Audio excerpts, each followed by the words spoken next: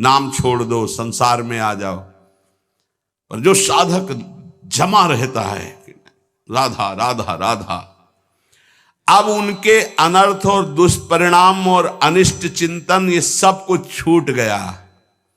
नाम से पूर्व पाप भस्म हुए, वर्तमान का जो अनर्थ है, दुष्परिणाम है, अनिष्टकारी चिंतन है, वो छूट गया। अब उसके हृदय में आनंद का प्रादुर्भाव हुआ।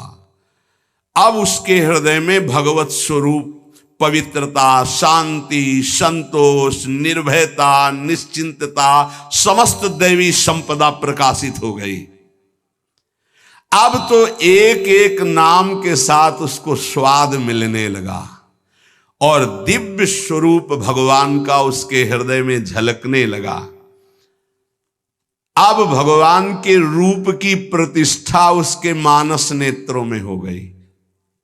पूरा का पूरा प्रकरण ध्यान से बार बार सुनना। अब उसके हृदय में जो आनंद आया, उस आनंद में उसे आत्मस्वरूप का बोध हो जाता है। मना प्रसादे परमात्म दृष्टि, मन अद्भुत आनंदित, तो भगवत दृष्टि जागृत हो गई। ये दो अधकचरी दशा के नाम जापक होते हैं, इनकी बड़ी दुर्दशा होती है। मुख से तो नाम उच्चारण करते हैं और शरीर के आचरण करते हैं, वही जो मन बुद्धि कहते हैं, तो उनका वास्तविक नाम जप नहीं हो पाता। क्योंकि थोड़ी देर मुख से नाम उच्चारण कर लिया, फिर असत आचरण किए, असत चिंतन किए, तो ये जो अधकचरापन है ये बहुत कष्ट देने वाला है। निकलो इस अधकचरेपन से। सच्चा नाम स्मरण जो पीछे वर्णन किया गया, आपको परास्त नहीं होना, बराबर नाम। इसके साथ जब नाम का चिंतन, रूप का चिंतन, तब समझो कि आप अधकचरी अवस्था से बाहर आ गए। अभी तो बहुत गंदी बातें चिंतन में आती हैं, अभी तो लड़ना पड़ेगा। इतना तो लड़ने के लिए तैयार रहो। अगर ये कह दो ये सब हमसे नहीं होगा, तो एक उपाय है, किसी महाभागवत को पूरा जीवन समर्पित कर दीजिए, खत्म खेल आपका। ये भी देख लीजिए करके, पूरा जीवन अक्षरशः समर्पित। जब आप भगवत अनुराग के मार्ग में चल पड़े तो अक्षरशः आप वैसे ही करो जैसा आदेश होता है, तो आप वास्तविक सिद्ध हो जाओगे। बड़ी कृपा है। बहुत से ऐसे 50 साधक हैं जो बिल्कुल अक्षर पर प्राण देने के लिए तैयार है, आज्ञा पर वचन आधीनता, बहुत ऐसे। अगर बिजली चली जाए तो वहीं ठप हो जाती, वो जो लिफ्ट है, पावर खत्म तो वहीं खड़ी हो जाती है। लिफ्ट में बैठे हो आप, अहंकार जो ही किया तो बिजली चली जाएगी। और जनरेटर की व्यवस्था है नहीं इसमें, नहीं है, सपोर्ट की व्यवस्था नहीं इसमें। एक ही है, गुरु कृपा ही केवलम। ये एक ही पावर से चलता है, कृपा मात्र से। रे मन रसकन संग बिनु रंचन उपजय प्रेम। बिनु, यहां कोई सपोर्ट दूसरा नहीं, एकमात्र ऋषि कृपा सुखकारी। अहम आया तो ये पावर समेट लेते हैं भगवान।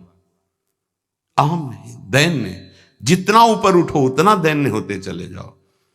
विरक्त भेष का मतलब है कि हमारा अस्तित्व ही नहीं रह गया, हमारा अहम ही नहीं रह गया। हमारा ममत्व और अहम तो गुरुदेव और श्री जी के चरणों में समर्पित हो गया। अब मेरा क्या अहम। तो साधक के द्वारा उपासना में जो स्वीकृति है वो अधकचरी रहती है। साधक को उपासना में जो स्वीकृति होती है वो अधकचरी होती है, इसलिए सिद्ध नहीं हो पाता है। थोड़ी गुरुदेव की बात और थोड़ी मेरे मन की बात, ये अधकचरापन।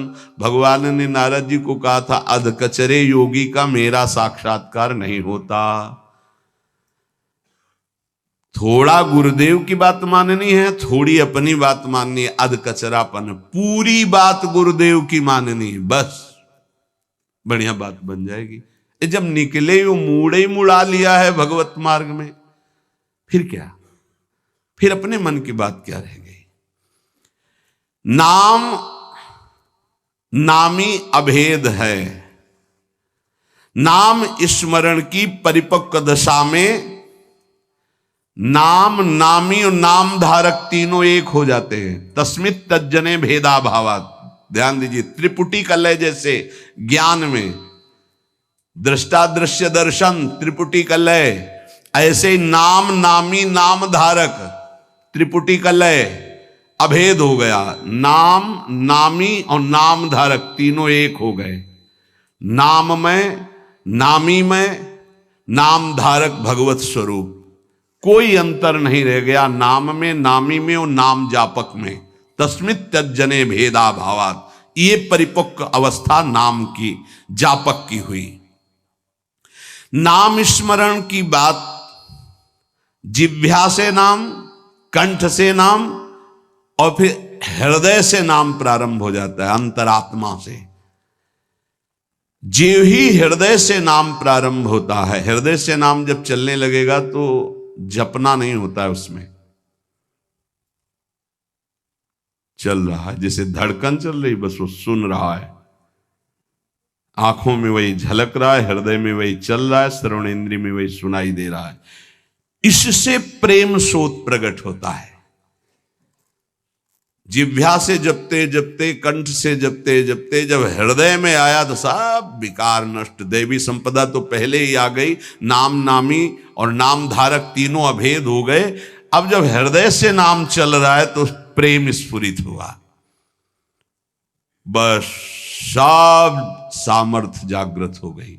प्रेम जागृत होते ही सब सामर्थ्य जागृत हो गई। भगवत प्रेम हो गया तो शेष सब बातें, लीला में प्रवेश, सेवा का अधिकार, सब भाव स्वरूप की जागृति, सब। जैसे बछड़ा आ जाए तो गाय रंभाती हुई स्वयं आ जाती है, ऐसे ही जहां उसके हृदय में प्रेम स्फुरित हुआ तो प्रेम लक्षणा भक्ति जागृत होते ही प्रिया प्रीतम उसके हृदय में आ गए। जैसे बछड़ा आ गया ना, गाय आ जाएगी, बछड़ा के पीछे रंभाती गाय, ऐसे ही प्रेम भाव जहां जागृत हुआ प्रिया प्रीतम आ गए। ये न किसी साधना से न योग से ये नहीं होता है, ये नाम से होता है, गुरु प्रदत्त नाम से। न साधयति माम योगो न सांख्यम धर्म उद्धव न स्वाध्यायस्तपस्त्यागो यथा भक्तिर्ममोर्जिता।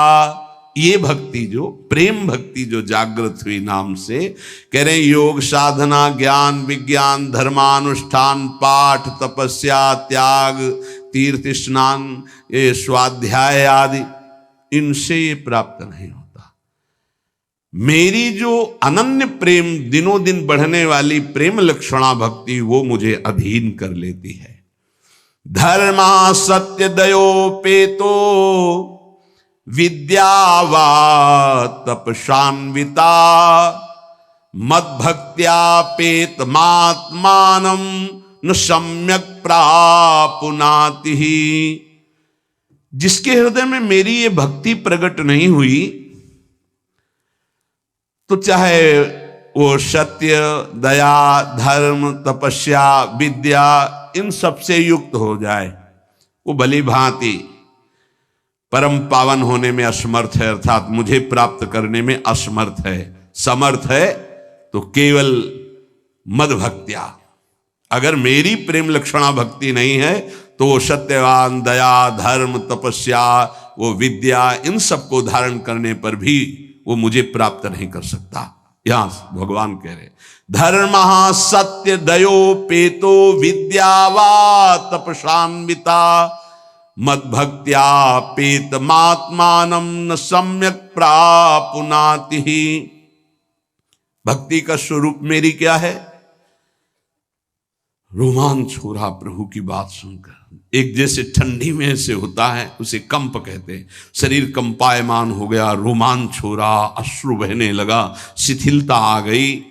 कथम विना रोम हर्षम द्रवता चेतसा बिना विनानंदाश्रुकलया शुद्धि भक्त्या विनाशय।